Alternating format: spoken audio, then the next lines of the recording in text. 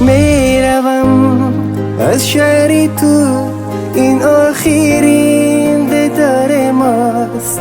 ماندنم حرفی دروغ و رفتنم شاید گیراست.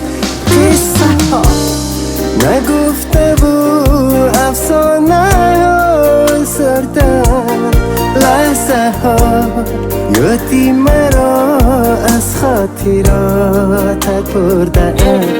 در سکوتی سایه زیستن، هم درون گریستن، مثل اندوهی کران است، فصل پرد رو دی خزانه است.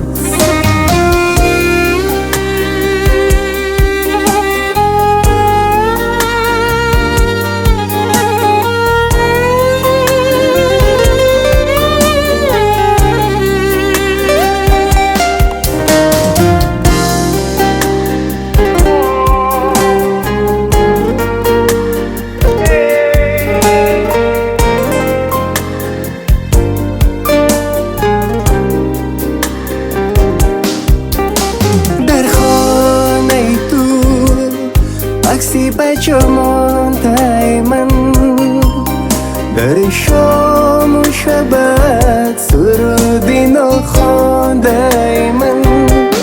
دیگر از دستی غمت به باغ دیل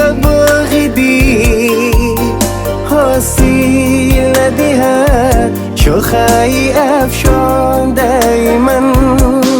دیگر از دستی غمت به باغ دیل حاصل ندهد شاخه افشانده من. میروم از شهری تو، این آخرین دیدار ماست. ماندنم حرفی دروغ و رفتنم شاید گیراست. قصه ها نگفته بود، افسانه ها آزردن، لحظه ها یادی مرا از خاطراتت بردن.